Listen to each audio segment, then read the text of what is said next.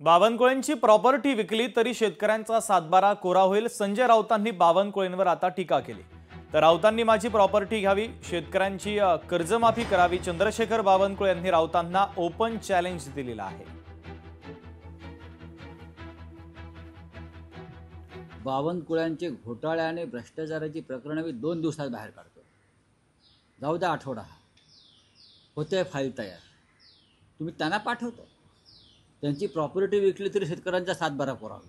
संजय राऊतला माझं म्हणणं आहे, उद्या त्यांनी माझी प्रॉपर्टी घ्यावी, शेतकऱ्याचं कर्ज माफ करून द्यावं। माझ्या ॲफिडेविटमध्ये माझी प्रॉपर्टी आहे आणि त्याच्यापेक्षा जास्त निघाली ती संजय राऊतने पूर्ण घेऊन टाकावी। त्यामुळं त्यांना माझी खुली ऑफर आहे, उद्या या रजिस्ट्री करायला आणि तुम्ही किंमत लावा आणि घेऊन टाका आणि कर्जमाफीची घोषणा करून टाका आणि कर्जमाफी करून टाका लोकांची। खरं तर बोलघेवळेपणा आहे। भ्रष्टाचाराला आम्ही कधी थारा दिली नाही, भ्रष्टाचार आमच्या ब्लडमध्ये नाही।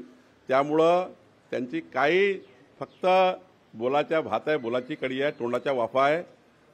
आमचा कधी भ्रष्टाचार विषय नाही आहे। त्यामुळं त्यांना काय काय काढायचं ते काढू दे। माझं तर खुलं चॅलेंज आहे, त्यांनी लवकर काढलं पाहिजे। लोकशाही मराठी ऐका, पहा, जागरूक रहा।